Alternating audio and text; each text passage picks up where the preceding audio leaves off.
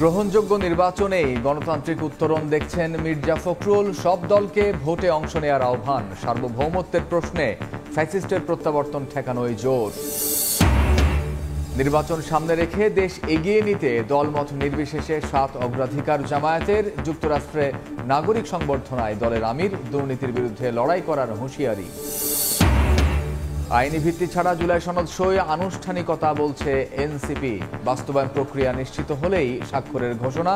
2 ছাত্র উপদেষ্টা পদ ছাড়লে জানাবে আমন্ত্রণ। ই কমার্সের মতোই ডিসকাউন্ট টোপে ফেলে বিমানের টিকিট কারসাজি। গ্রাহকের কোটি কোটি টাকা হাতিয়ে নিচ্ছে অনলাইন ট্রাভেল এজেন্সি। নীতিমালার অভাবেই প্রতারণা। এবং চট্টগ্রাম বন্দর বিদেশিদের ইজারা দেওয়ার সিদ্ধান্তের প্রতিবাদে বিক্ষোভ। নিরাপত্তা হুমকিতে পড়ার শঙ্কা আন্দোলনকারীদের। সিদ্ধান্ত থেকে সরে আসার আহ্বান।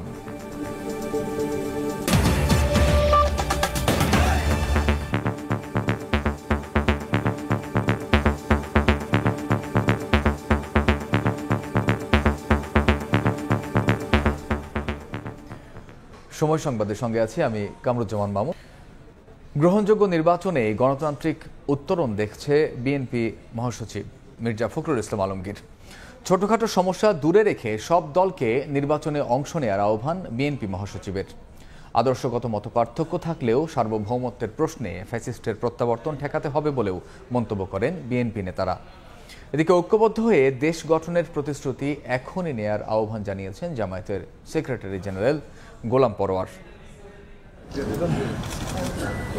জাতীয় দৈনিক নয়া দিগন্ত পত্রিকার 21তম প্রতিষ্ঠাবার্ষিকী উপলক্ষে রাজধানীর শিল্পকলা একাডেমি মিলনায়তনে এক মিলন মেলার আয়োজন করে পত্রিকাটি, যেখানে সরকার, রাজনীতিবিদ, সুশীল সমাজ সহ নানা শ্রেণী পেশার মানুষ অংশ নেন প্রতিষ্ঠাবার্ষিকীর অনুষ্ঠানে। এ সময় চিফ প্রসিকিউটর তাজুল ইসলাম বলেন, শেখ হাসিনার ন্যারেটিভ দেশকে খাদের তলায় নিয়ে গিয়েছিল। তরুণ ছাত্র জনতা অতীতের সেই মিথ ভেঙে দিয়েছে। আর প্রধান উপদেষ্টার প্রেস সচিব শফিকুল আলম বলেন, ইউনিক ফর্মুলায় বাকশাল কায়েম করেছিলেন শেখ হাসিনা। যে বাকশাল 1975-এ কায়েম করতে চেয়েছিল সেটা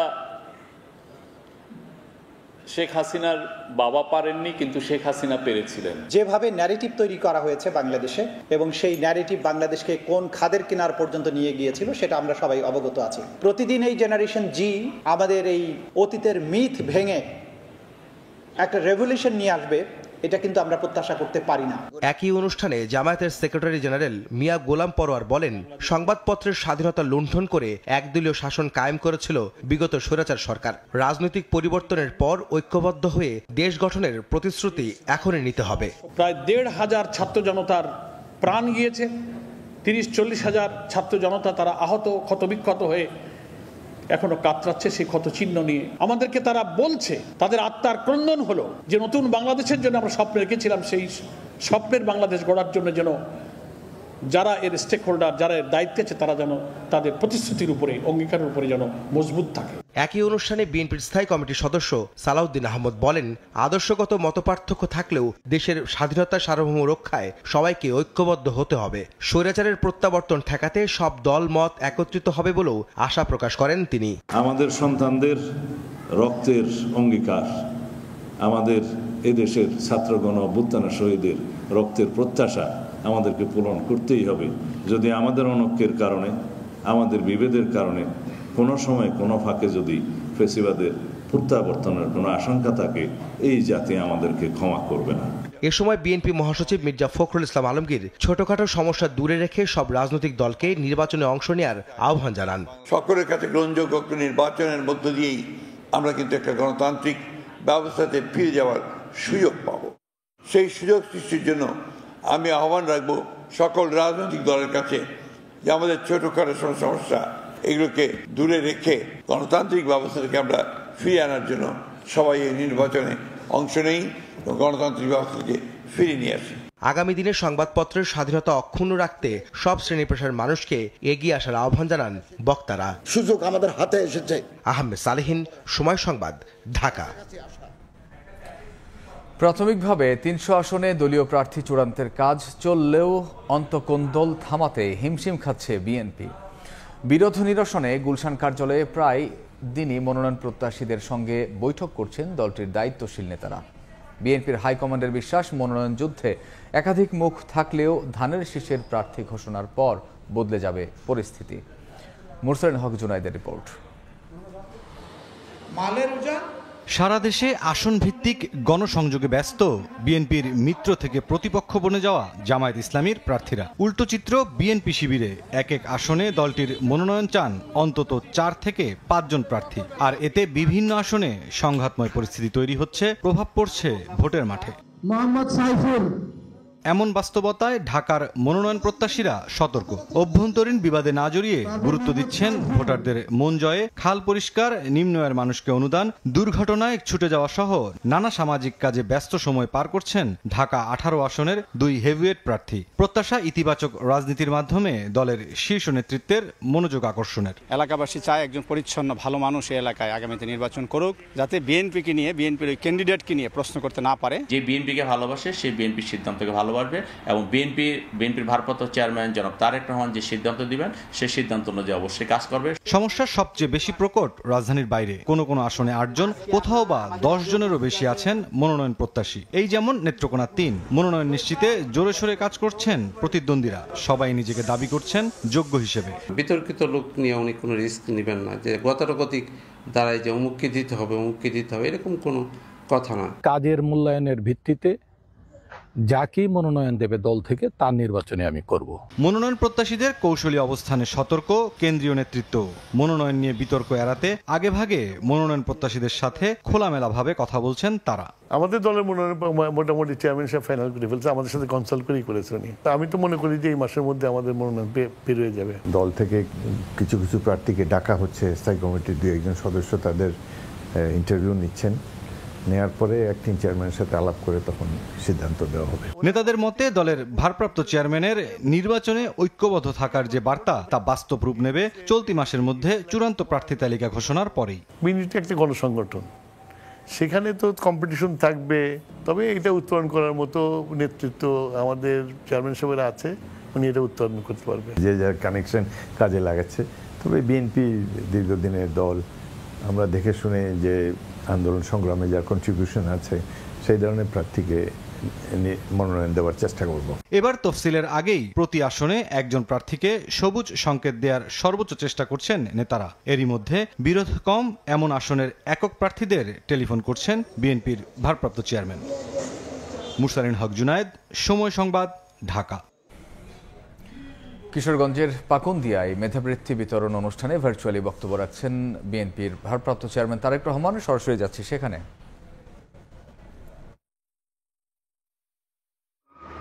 মাদ্রাসা কিংবা স্কুল, যেখানে তোমরা যাই পড়াশোনা করো না কেন, মনে রাখতে হবে প্রতিযোগিতামূলক এই বিশ্বে তোমাদেরকে টিকে থাকতে, যাই পড়াশোনা করো না কেন মনে রাখতে হবে প্রতিযোগিতামূলক এই বিশ্বে সম্মানের সঙ্গে যদি তোমাদেরকে টিকে থাকতে হয়, তোমাদেরকে যথা উপযুক্ত শিক্ষায় কিন্তু শিক্ষিত হতে হবে, ব্যবহারিক এবং কারিগরি শিক্ষায় দক্ষ হতে হবে।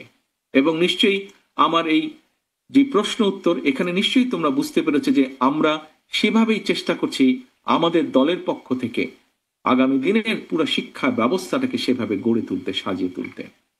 আধুনিক জ্ঞান, বিজ্ঞান আর উদ্ভাবনী প্রযুক্তির এই সময়ে নিজেকে অন্যের চেয়ে দক্ষ করে তোলার যে একগ্রতা, একনিষ্ঠতা, এর কোনো কিন্তু বিকল্প নেই। সেজন্যই মনে রাখতে হবে মেধা সহজতে হলেও কিন্তু মেধার বিকাশের জন্য প্রয়োজন সঠিক পরিচর্যা এবং প্রচন্ড পরিশ্রম আর ইচ্ছা শক্তি। প্রিয় ছোট বন্ধুরা, একটি রাষ্ট্রের উন্নয়ন, সুরক্ষা এবং নিরাপত্তার জন্য প্রয়োজন উপযুক্ত শিক্ষা ব্যবস্থা। সেই লক্ষ্যকে সামনে রেখে তোমাদের জন্য একটা নিরাপদ রাষ্ট্র, নিরাপদ ক্যাম্পাস গড়তেই কিন্তু বাংলাদেশ জাতীয়তাবাদী দল বিএনপি ইতিমধ্যেই কিন্তু আমরা জনগণের সামনে 31 দফা ঘোষণা করেছি। এর অংশ হিসাবেই কিন্তু দেশের প্রচলিত শিক্ষা কারিকুলামকে সময়ের সাথে তাল মিলিয়ে শিক্ষাবিদদের সমন্বয় একটা বিশেষজ্ঞ টিম আমরা তৈরি করেছি, যারা ইতিমধ্যে অনেক কাজ এগিয়ে নিয়ে গেছেন। আমি তো প্রশ্ন উত্তর মধ্যে এই কথাটা তুলে ধরেছি। সম্মানিত সকল উপস্থিতিবৃন্দ, প্রিয় স্কুল মাদ্রাসার বন্ধুরা, সকলকে সামনে রেখে এতক্ষণ আমি সারা দেশের স্কুল মাদ্রাসার লাখো কিশোর তরুণ শিক্ষার্থী বন্ধুদের উদ্দেশ্যে বেশ কিছু কথা বলেছি। ইনশাআল্লাহ দেশে আসলে আমি বিশ্বাস করি সকলের সাথে সামনাসামনি বসে আবার কথা বলতে পারবো, কিভাবে আমরা দেশকে পুনর্গঠন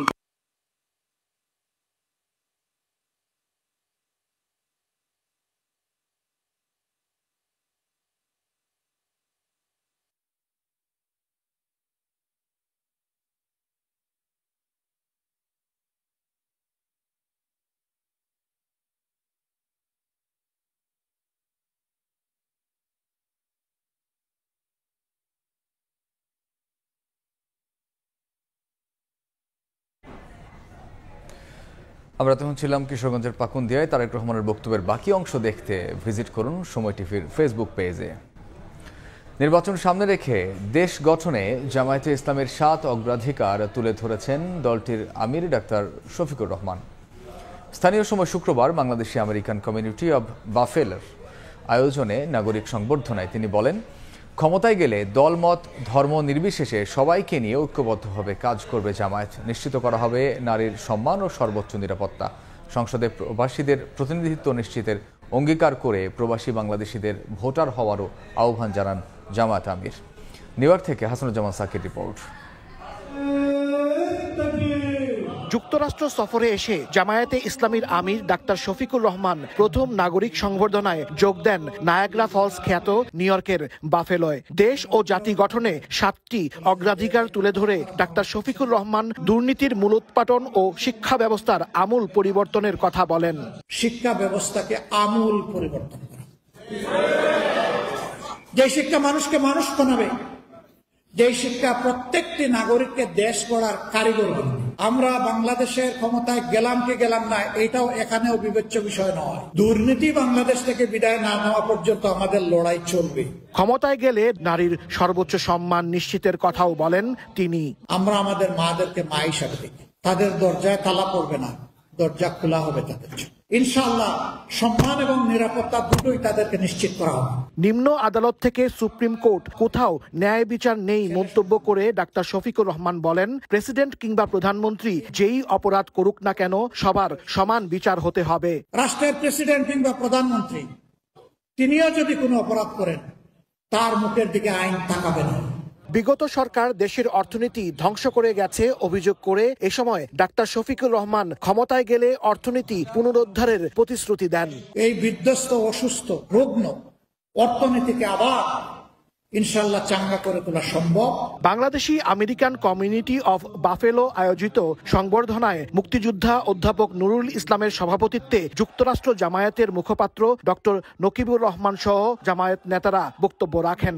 প্রবাসীদের ভোটার হয়ে আগামী নির্বাচনে বাংলাদেশে গিয়ে ভোট দেওয়ার আহ্বান জানান জামায়াতের আমির শফিকুর রহমান। বলেন, জামায়াত ক্ষমতায় গেলে সংসদে প্রবাসীদের প্রতিনিধিত্ব নিশ্চিত করা হবে।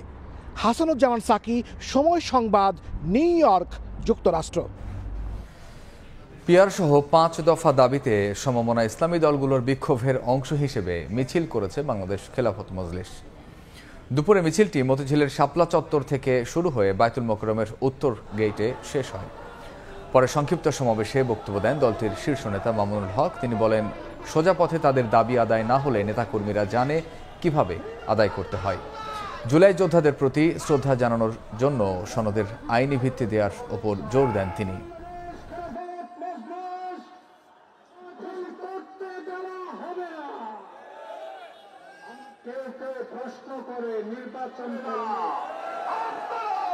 শহীদদের প্রতি শ্রদ্ধা প্রদর্শন করতে চাইলে বর্তমান সরকারকেই জুলাই সনদের আইনি ভিত্তি প্রদান করতে হবে। যদি সেটি তারা করতে ব্যর্থ হয়, তাহলে এই সরকারের বিরুদ্ধে এবং এই সরকারের কার্যকলাপের বিরুদ্ধে রাজপথে প্রতিরোধ গড়ে তুলতে আমরা বাধ্য হব। আমাদের পরিষ্কার কথা, আগামী জাতীয় নির্বাচন ৭২-এর বাকশালী ব্যবস্থাপনায় হতে দেব না আমরা। আইনি ভিত্তি না দিয়েই জুলাই সনদ সই শুধু আনুষ্ঠানিকতা হিসেবে দেখছে এনসিপি। সংসদ ভবনের এলডি হলে ঐকমত্য কমিশনের সঙ্গে বৈঠক শেষে ব্রিফিংয়ে একথা জানান দলের সদস্য সচিব আখতার হোসেন। জানান, বাস্তবায়ন প্রক্রিয়া নিশ্চিত হলেই জুলাই সনদে স্বাক্ষর করবে এনসিপি। জুলাই সনদের আইনি ভিত্তি না থাকার অভিযোগে স্বাক্ষর অনুষ্ঠান বর্জনের পর জাতীয় নাগরিক পার্টির সঙ্গে আবারও আনুষ্ঠানিক বৈঠকে বসে জাতীয় ঐকমত্য কমিশন। জাতীয় সংসদ ভবনের এলডি হলে শনিবার সকালে শুরু হওয়া এই রুদ্ধদ্বার বৈঠক শেষ হয় দুপুরে। বৈঠক শেষে সাংবাদিকদের মুখোমুখি হন জাতীয় নাগরিক পার্টির কেন্দ্রীয় নেতারা। বলেন, জুলাই সনদ বাস্তবায়নের খসড়া দেখেই স্বাক্ষর করবে এনসিপি। দলের সদস্য সচিব আখতার হোসেন বলেন, গণভোটের আগে জুলাই সনদ বাস্তবায়নের রূপরেখা প্রকাশ করা প্রয়োজন। আমরা দাবি জানিয়েছি যে জুলাই সনদ বাস্তবায়নের যে আদেশ, সে আদেশের ড্রাফট, সে আদেশের বিষয়বস্তু, সে আদেশের পরিধি, প্রত্যেকটা জিনিস জাতির কাছে উপস্থাপন করতে হবে। জুলাই সনদ বাস্তবায়নের একটি আদেশ তারা প্রস্তুত করছেন, যেটাকে আমরা একটা অগ্রগতি হিসেবে দেখি। তথাপিও সে আদেশের মধ্যকার বক্তব্য কি, সে বিষয়গুলো তারা আমাদের কাছে এখনো পর্যন্ত উপস্থাপন করতে অপারগতা প্রকাশ করেছেন, যেটা আমাদেরকে এখনো পর্যন্ত আশাবাদী হতে দেয় নাই। কোনো রাজনৈতিক দলের চাপে যেন জুলাই সনদ কাগজে সীমাবদ্ধ না থাকে, সেই বিষয়ে সোচ্চার থাকার আহ্বান জানান আখতার হোসেন। বলেন, এক দল জুলাই সনদকে মুছে দিতে চায়, আরেক দল চায় তা ভেস্তে দিতে। জুলাই সনদের যে বিষয়গুলোতে আমরা একমত হয়েছি, কমিশন সিদ্ধান্ত গ্রহণ করেছে, সেই বিষয়গুলোকে বাস্তবায়নের আড়ালে রেখে শুধুমাত্র কাগজে দলিলে পরিণত করার এক ধরনের প্রবণতা আমরা রাজনৈতিক কিছু শক্তির মধ্যে আমরা প্রত্যক্ষ করেছি। এদিকে নির্বাচনী জোট প্রশ্নে তিনি বলেন, এখন পর্যন্ত কোনো দলের সঙ্গে জোট নিয়ে আলোচনা হয়নি, তবে যে কোনো দলের সঙ্গে আলোচনার ভিত্তিতে জোট করতে প্রস্তুত এনসিপি। এখনো পর্যন্ত কোনো দলের সঙ্গে সুনিশ্চিতভাবে জোটের বিষয় নিয়ে, আসনের বিষয় নিয়ে আমরা কোনো আলোচনা করি নাই। শাবাব ওয়াসি, সময় সংবাদ, ঢাকা। সামনের নির্বাচনে সব রাজনৈতিক দলকে ধর্মীয় সংখ্যালঘুদের নিরাপত্তা নিশ্চিত করার আহ্বান জানিয়েছেন তথ্য উপদেষ্টা মাহফুজ আলম। রাষ্ট্রীয় ফ্যাসিবাদ দূর হলেও দেশে এখনও সাংস্কৃতিক ফ্যাসিবাদ বিদ্যমান বলে মন্তব্য করেন তিনি। অন্যকে আক্রমণ নয়, বরং আধুনিক রাষ্ট্র গঠনে গণতান্ত্রিক চর্চার বিকল্প নেই বলে মন্তব্য করেন এনসিপির মুখ্য সমন্বয়ক নাসির উদ্দিন পাটোয়ারি। বলেন, 2 ছাত্র উপদেষ্টা পদ ছাড়লে তাদের আমন্ত্রণ জানাবে এনসিপি। বিভিন্ন মাজারে হামলার প্রেক্ষাপটে রাজধানীর বিএমএ ভবনে সংলাপের আয়োজন করে মাকাম সুফি ঐতিহ্য কেন্দ্র। গত 9 মাসে 80টির বেশি মাজারে হামলা ও ক্ষতির ঘটনায় নিজেদের অস্তিত্ব নিয়ে উদ্বেগ প্রকাশ করেন সুফি ঘরানার প্রতিনিধিরা। সুফিবাদে বিশ্বাসীরা রাজনীতিতে সক্রিয় না থাকায় মাজার ভাঙার মতো ঘটনা ঘটছে বলে মন্তব্য করেন এনসিপির মুখ্য সমন্বয়ক নাসির উদ্দিন পাটোয়ারি। বলেন, কাউকে আক্রমণ নয়, সব নাগরিকের অধিকার নিশ্চিত করাই এখন মূল লক্ষ্য হওয়া উচিত। আমরা আপনাদের ভাষা বুঝি না, আর আপনারাও আমাদের ভাষা বুঝেন না। আমরা যখন আপনাদেরকে বলতে যাই যে এই বিষয়ে আমাদের এই সিদ্ধান্তে আসতে হবে, আপনারা মনে করেন যে এই লোকটা আমাদের কথা বলতেছে না, আমাদের কথাটা আমাদেরই বলতে হবে। জাতপাতের ঊর্ধ্বে স্টেটের জায়গা থেকে সকলের অধিকার নিশ্চিত করতে হবে। রাষ্ট্রীয় ফ্যাসিবাদ দূর হলেও সাংস্কৃতিক ফ্যাসিবাদ রয়ে গেছে বলে মন্তব্য করেন তথ্য উপদেষ্টা মাহফুজ আলম। জানান, মাজারে হামলার ঘটনায় বেশ কয়েকজনকে এরই মধ্যে গ্রেফতার করা হয়েছে এবং ক্ষতিগ্রস্ত স্থাপনা সংস্কারে নির্দেশ দিয়েছে সরকার। সামনে নির্বাচনে সব রাজনৈতিক দলকে ধর্মীয় সংখ্যালঘুদের নিরাপত্তা নিশ্চিত করার আহ্বান জানান তিনি। রাজনৈতিকভাবে সক্রিয় হওয়াটা গুরুত্বপূর্ণ, আপনাদের বক্তব্যটা বলাটা গুরুত্বপূর্ণ। এখানে মাকাম একটা আয়োজন করেছে, তেমনিভাবে আপনাদের নিজস্ব জায়গা থেকে বক্তব্যটা দেওয়া গুরুত্বপূর্ণ। সংলাপের মাধ্যমে অভ্যুত্থান পরবর্তী বাংলাদেশে যত মাজার, দরবার, খানকা শরীফে হামলা হয়েছে সব ঘটনার তদন্ত প্রতিবেদন, ক্ষতিপূরণ এবং সংস্কারের বিষয়ে সরকারের পক্ষ থেকে একটি স্বাধীন কমিশন গঠন করার দাবি জানান আয়োজকেরা। আদনান তুর্য, সময় সংবাদ, ঢাকা। বিএনপি রাষ্ট্র পরিচালনার দায়িত্ব পেলে প্রাথমিকে ধর্মীয় শিক্ষকের পদ সৃষ্টি করা হবে বলে জানিয়েছেন দলটির স্থায়ী কমিটির সদস্য সালাহ উদ্দিন আহমদ। অন্যদিকে এনসিপি ক্ষমতায় গেলে শিক্ষা ব্যবস্থায় প্রাসঙ্গিকতা ও মূল্যবোধ ফিরিয়ে আনা হবে বলে জানিয়েছেন দলটির দক্ষিণাঞ্চলের মুখ্য সংগঠক হাসনাত আবদুল্লাহ। শনিবার রাজধানীর ওসমানী মিলনায়তনে জাতীয় মূল্যবোধ সংরক্ষণ পরিষদ আয়োজিত সেমিনারে অংশ নিয়ে এসব কথা বলেন তারা। সালাহ উদ্দিন আহমদ বলেন, বিগত আমলে কিছু সংগঠনের মাধ্যমে শিক্ষা প্রতিষ্ঠানগুলোতে সামাজিক ও সাংস্কৃতিক আগ্রাসন চালানো হয়েছে। হাসনাত আবদুল্লাহ বলেন, সাম্প্রদায়িক বৈচিত্র্য ধারণ করার মাধ্যমে দেশে সম্প্রীতি গড়ে তুলতে হবে। জাতীয় নেতৃবৃন্দ জানা যায় না এবং স্ট্যাটিস্টিক্যালি বাংলাদেশে প্রাথমিক পর্যায়ে ধর্মীয় বা ধর্ম ও নৈতিক শিক্ষা বিষয়ক শিক্ষকের জন্য পদ সৃজন করতে হবে। পদ সৃজন করে অর্থ মন্ত্রণালয়ের অনুমোদন সহ বাজেট প্রভিশন করে তারপরে নিয়োগের ব্যবস্থা করতে হবে। হাসিনা সবার জন্য প্রণোদনা রেখেছে, শিক্ষার্থীদের জন্য প্রণোদনা রেখেছে। সেই প্রণোদনার নাম হচ্ছে জিপিএ 5। সবাইকে জিপিএ 5 দিয়েছে পরীক্ষার আগে এবং শিক্ষার্থীরা সন্তুষ্ট। যেটার বিনিময়ে আমাদেরকে যেটা হারাতে হয়েছে সেটা হচ্ছে মূল্যবোধ। আমাদের যে সোসাইটাল ভ্যালুস, আমাদের এই ভ্যালুস আমাদেরকে হারাতে হয়েছে। এয়ার টিকিট গ্রাহকের কোটি কোটি টাকা নিয়ে একের পর এক পালিয়ে যাচ্ছে অনলাইন ট্রাভেল এজেন্সি। ক্ষতিগ্রস্তদের অভিযোগ, তুলনামূলক বড় ডিসকাউন্টের ফাঁদে ফেলে আত্মসাৎ করা অর্থ পাচার করে বিদেশে পাড়ি জমাচ্ছে মালিকপক্ষ। খাত সংশ্লিষ্টরা বলছেন, নীতিমালা না থাকার সুযোগ নিচ্ছে বিভিন্ন চক্র। ফরহাদুর রহমানের রিপোর্ট। চলতি বছরের 2 আগস্ট হুট করে প্রতিষ্ঠান বন্ধ ঘোষণা করে দেশ ছেড়ে পালান জনপ্রিয় ওটিএ বা অনলাইন ট্রাভেল এজেন্সি ফ্লাইট এক্সপার্টের এমডি। এই ঘটনায় সে সময় প্রতিষ্ঠানের 3 শীর্ষ কর্মকর্তাকে গ্রেফতার করে পুলিশ। এরপর গত 15 অক্টোবর ফ্লাইফার ইন্টারন্যাশনাল ও 20 তারিখ ট্রাভেল বিজনেস পোর্টাল নামের আরও 2টি ওটিএ প্ল্যাটফর্ম একই কায়দায় পালিয়ে যায়। বিশ্লেষণে দেখা যায়, অস্বাভাবিক ডিসকাউন্টে টিকিট বিক্রি করে বাজার থেকে কোটি কোটি টাকা তুলে নিয়ে একই কায়দায় হঠাৎ উধাও হয়ে যাচ্ছে এসব প্রতিষ্ঠান।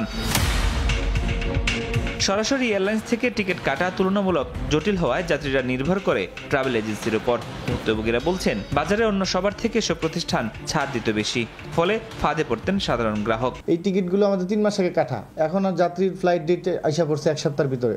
এখন আমরা এই টিকিটগুলো প্রায় প্রতিটা টিকিটে 40% 50% এক্সট্রা টাকা দিয়ে টিকিট ইস্যু করে যাত্রীকে যাওয়ার জন্য ব্যবস্থা করে দিয়েছি। টিকিটটা আমি হাতে পাওয়ার পরে যদি সেটা টাকা তোলার ব্যাপারে, রিফান্ড করার ব্যাপারে যদি ট্রাভেলিং এজেন্ট পারে, এটা তো হওয়া উচিত না। কেন পালালেন তারা?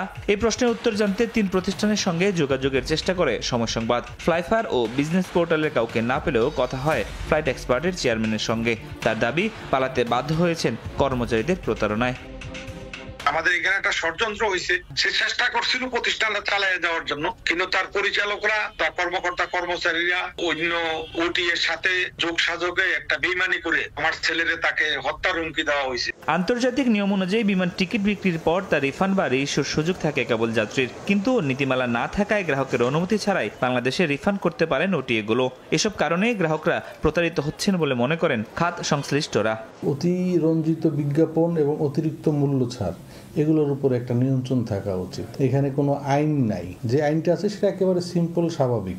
এর আগে 2023 সালে লেটস ফ্লাই ও 2021 সালে 24ticket.com নামের আরো 2টি ওটিএ প্ল্যাটফর্ম গ্রাহক ও সাব এজেন্টদের প্রায় 15 কোটি টাকা নিয়ে পালিয়ে যায়। নীতিমালা না থাকায় এই খাতে তৈরি হয়েছে অরাজকতা। যাত্রীদের টাকা আত্মসাৎ করে পালিয়ে গেছে অনেক ট্রাভেল প্রতিষ্ঠান। বিশেষজ্ঞরা মনে করছেন, এই খাতে শৃঙ্খলা ফেরাতে দরকার সরকারের কঠোর নজরদারি আর নিয়ন্ত্রণ ব্যবস্থা। ফরহাদুর রহমান, সময় সংবাদ, ঢাকা। শাহজালাল আন্তর্জাতিক বিমানবন্দরের কার্গো ভিলেজে আগুনের ঘটনা তদন্তে যুক্তরাজ্য, চীন, তুরস্ক ও অস্ট্রেলিয়াকে আমন্ত্রণ জানানো হয়েছে বলে জানিয়েছেন স্বরাষ্ট্র উপদেষ্টা। কার্গো ভিলেজে কোনো অব্যবস্থাপনা ছিল কিনা গুরুত্বের সঙ্গে খতিয়ে দেখা হবে। সকালে ক্ষতিগ্রস্ত কার্গো ভিলেজ ও ই গেট পরিদর্শন শেষে সাংবাদিকদের একথা বলেন। শাহজালাল বিমানবন্দরের কার্গো ভিলেজে সম্প্রতি ভয়াবহ অগ্নিকাণ্ডে পুড়ে ছাই হয়ে গেছে পুরো কার্গো কমপ্লেক্স। সেই সঙ্গে পুড়েছে বহু ব্যবসায়ীর স্বপ্ন। আগুনে কোটি কোটি টাকার গার্মেন্টস পণ্য, ওষুধ শিল্পের কাঁচামাল এবং বহু আন্তর্জাতিক শিপমেন্ট ধ্বংস হওয়ায় আর্থিক ক্ষতির পরিমাণ 10 থেকে 12,000 কোটি টাকা বলে ধারণা করা হচ্ছে। ভয়াবহ এই অগ্নিকাণ্ডের ঘটনার 1 সপ্তাহ পর শনিবার সকালে ভস্মীভূত কার্গো ভিলেজ পরিদর্শন করেন স্বরাষ্ট্র উপদেষ্টা জাহাঙ্গীর আলম চৌধুরী। পরিদর্শন শেষে ব্রিফিংয়ে তিনি বলেন, কার্গো ভিলেজের কোনো অব্যবস্থাপনার কারণে এই দুর্ঘটনা কিনা খতিয়ে দেখতে ইংল্যান্ড, চীন, তুরস্ক ও অস্ট্রেলিয়ার বিশেষজ্ঞদের আমন্ত্রণ জানানো হয়েছে। এই অগ্নিকাণ্ডের ভিতরে যদি কোনো অব্যবস্থাপনা থাকে, এই জন্য আমরা 4টা দেশের তাদের স্পেশালিস্ট আমরা আনতে চাচ্ছি। তারা একটা ইনভেস্টিগেশন করে মানে কারণটা কি এবং কে দায়ী এটা তারা বের করতে পারবে। আগুন লাগার কয়েক মিনিটের মধ্যেই বিমানবন্দরের নিজস্ব ফায়ার সার্ভিসের কর্মীরা ঘটনাস্থলে এলেও আগুন দ্রুত ছড়িয়ে পড়ায় নিয়ন্ত্রণে আনা যায়নি বলে মন্তব্য করেন উপদেষ্টা। এয়ারপোর্ট অথরিটি তাদের 4টা ইউনিট আছে, এই 4টা কিন্তু চলে আসছে 4 মিনিটের ভিতরে। ওখানে যেই জায়গায় আগুনটা ধরছে দাগ্ধ পদার্থগুলো খুব বেশি ছিল, এই জন্য হয়তো আগুনটা ছড়াই গেছে, তাড়াতাড়ি কন্ট্রোল করতে সময় নিচ্ছে। এদিকে ই পাসপোর্ট ব্যবহার করে প্রবাসী কর্মীদের যাতায়াত সহজ করতে শিগগিরই বিমানবন্দরে ই গেট খুলে দেওয়া হবে এবং তাদের জন্য পাসপোর্ট ফি কমানো হবে বলেও জানান স্বরাষ্ট্র উপদেষ্টা। রেমিটেন্স যোদ্ধাদের পাসপোর্টের যে ফিটা কিভাবে কমানো যায়। প্রসূন আশিস, সময় সংবাদ, ঢাকা।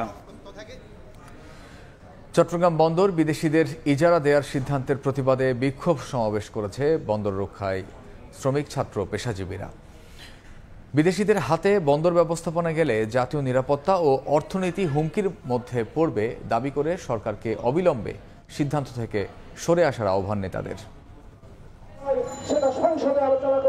চট্টগ্রাম বন্দরে নিউ মরিন কন্টেইনার টার্মিনাল সহ বিভিন্ন টার্মিনাল বিদেশিদের ইজারা দেওয়ার প্রতিবাদে একের পর এক কর্মসূচি পালন করছে শ্রমিক ও পেশাজীবীরা। শনিবার সকালে নগরীর আগ্রাবাদে শ্রমিক, ছাত্র, পেশাজীবী, নাগরিক ব্যানারে বিভিন্ন সংগঠন বিক্ষোভ সমাবেশ করে। খণ্ড খণ্ড মিছিল নিয়ে সমাবেশে যোগ দেন নেতাকর্মীরা।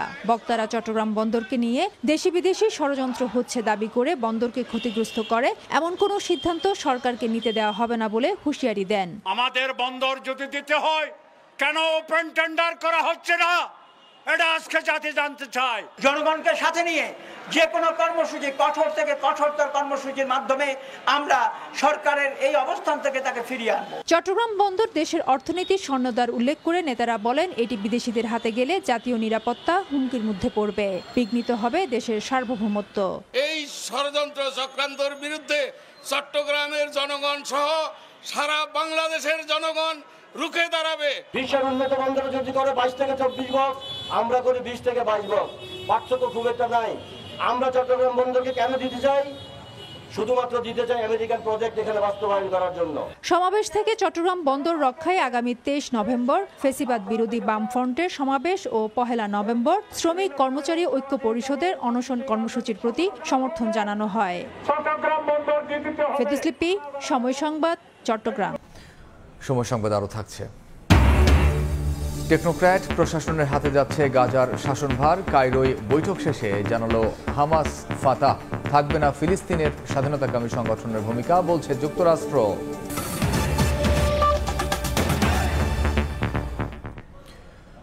মা ইলিশ সংরক্ষণে অভয়াশ্রমে 22 দিনের নিষেধাজ্ঞা শেষ হচ্ছে মধ্যরাতে। জাল ও নৌকা নিয়ে প্রস্তুত জেলেরা। প্রশাসনের দাবি, অন্য বছরের চেয়ে এবার অভিযান বেশি সফল হয়েছে। আজ মধ্যরাতে শেষ হচ্ছে সব ধরনের মাছ ধরার উপর সরকারি নিষেধাজ্ঞা। মাছ ধরার প্রস্তুতির অংশ হিসেবে জাল ও নৌকা মেরামতে ব্যস্ত চাঁদপুরের জেলেরা। পদ্মা ও মেঘনা নদীর পাড়ের উত্তরের ষাটনল থেকে দক্ষিণের চর ভৈরবী পর্যন্ত জাল ও নৌকা নিয়ে শুরু হবে জলের সঙ্গে জেলেদের মিতালি। তবে নিষেধাজ্ঞার আগেও ধরা পড়েনি আশানুরূপ ইলিশ সহ অন্যান্য মাছ। তবে নিষেধাজ্ঞার পরও পর্যাপ্ত মাছ জালে ধরার পড়া নিয়ে শঙ্কায় জেলেরা। তবু আশা ছাড়েননি তারা। 22 দিনের অভিযানে বহুত কষ্ট হয়েছে, মাছ বসে আমি কিছু নেই, আর তো মাছ পাই না। ওখানে আল্লাহ দি বাসায় অভিযান গেলে নামবো। এদিকে অন্য বছরের চেয়ে এবার কর্মসূচি সফল হয়েছে জেলা প্রশাসনের। আর ডিম ছাড়ার পর ঝাটকা সংরক্ষণ করতে পারলে এর সুফল মিলবে বলছেন ইলিশ গবেষক। এবারে ডিম ছাড়ার হার যেটা দাঁড়াতে যাচ্ছে তাতে পরবর্তী চ্যালেঞ্জ অর্থাৎ পোনা ঠিকমতো ঝাটকা ঠিকমতো ঠেকাতে পারলে ইলিশের কাঙ্ক্ষিত উৎপাদন বজায় থাকবে। 350-এর উপরে আমরা অভিযান করেছি, 41টা মোবাইল কোড করেছি। আমাদের সবার ঐক্যবদ্ধ প্রচেষ্টাই আসলে এই মা ইলিশ রক্ষা অভিযানটা সফল হয়েছে। অন্যদিকে পটুয়াখালীর উপকূল জুড়ে ব্যস্ত সময় পার করছেন জেলেরা। ট্রলারে জাল তুলছেন, কেউ সমুদ্রে নেয়ার জন্য বাজার থেকে কিনছেন নিত্যপণ্য। অনেকে ট্রলার মেরামতের কাজ চালিয়ে যাচ্ছেন। আমরা জালটা রেডি করছি, 12 বেলা রেডি হয়েছি। এখন এই রেতে 12 দেরি, আর নইলে আগামী দিনেও 12 দেরি। জেলেরা জানান, মা ইলিশ রক্ষায় সরকারের নিষেধাজ্ঞায় 3 সপ্তাহ ধরে বেকার বসেছিলেন। আয় বন্ধ থাকায় বেড়েছে ঋণের বোঝা। আবহাওয়া অনুকূলে থাকলে পর্যাপ্ত ইলিশ পাওয়ার আশা তাদের। 22-23 দিন পর্যন্ত বয়ে রয়েছি, মনে করেন আমাকে চলতে ফিরতে খুব কষ্ট। আমার নালা বাসা গুছিয়ে গেছে, সাগরে রওনা করছি, যদি আবহাওয়া ভালো থাকে তাই তো মনে করেন গেল আলহামদুলিল্লাহ ভালোই। জেলায় নিবন্ধিত প্রায় ৮০,০০০ জেলের মধ্যে ৬৯,০৪৩ জনকে ২৫ কেজি করে চাল সহায়তা দেয়া হয়। তানজিল হাসনাত, সময় সংবাদ। প্রথমবারের মতো যুক্তরাষ্ট্র থেকে আমদানি করা গমের প্রথম চালান নিয়ে বাংলাদেশের সমুদ্র সীমানায় পৌঁছেছে পানামার পতাকাবাহী এমভি নর্থ স্ট্রাইড নামের জাহাজটি। দুপুরে চট্টগ্রাম বন্দরের বহির্নোঙরে নোঙর করে এটি ১৩.৩৯ মিটার ড্রাফট এবং ১৯৯.৯৯ মিটার জাহাজটিতে ৩৪,১৭০ মেট্রিক টন গম রয়েছে, যা G2G পদ্ধতিতে আনা হয়েছে। পর্যায়ক্রমে যুক্তরাষ্ট্র থেকে আরও ১,৮৬,০০০ মেট্রিক টন গম আমদানি করার কথা রয়েছে। যুক্তরাষ্ট্র থেকে আমদানি করা এই গমের নমুনা সংগ্রহ ও খালাস প্রক্রিয়া মনিটরিং করতে খাদ্য মন্ত্রণালয়ের উচ্চ পর্যায়ের দল কাজ করছে বলে জানিয়েছে বন্দর কর্তৃপক্ষ।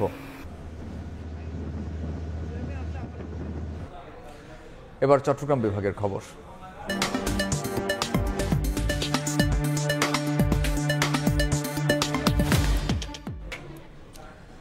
পানির প্রয়োজনীয় প্রেসার না থাকার পাশাপাশি হোস পাইপের কাপলিং ফিটিং না হওয়ায় আগুন নেভানোর কোনো কাজেই আসছে না চট্টগ্রাম নগরীর ১৭৪টি ওয়াটার হাইড্রেন্ট। অথচ অগ্নি দুর্ঘটনা প্রতিরোধে বিশ্বব্যাংক এবং জাইকার কোটি টাকায় উন্নত দেশগুলোর আদলে সব ওয়াটার হাইড্রেন্ট স্থাপন করা হয়েছিল।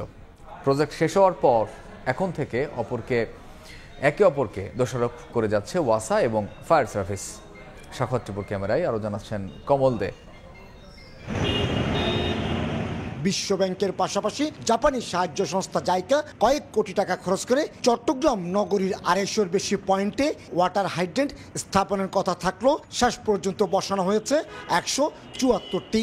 এগুলা কার্যকরী করার জন্য আমরা ওয়াসাকে বলেছি, কোনো ক্ষেত্রে আমরা ওয়াসার কার্যকরী যে হাইড্রেন্টগুলা এগুলা অ্যাক্টিভ অনেক সময় পাওয়া যায় না। ফায়ার সার্ভিসের অভিযোগ, আগুন নেভানোর কাজে গ্রাউন্ড মেইন লাইনের পানির প্রেসার ১৫০ পিসিআই এবং পিলার হাইড্রেন্টে ৫০ থেকে ৬০ পিসিআই থাকার কথা থাকলেও ওয়াসার লাইনে প্রেসার রয়েছে মাত্র ১.৫ পিসিআই। হাইড্রেন্টের হোস পাইপের কাপলিং ফিটিং না হওয়ায় ফায়ার সার্ভিসের গাড়িতে পানি রিফিলও হচ্ছে না।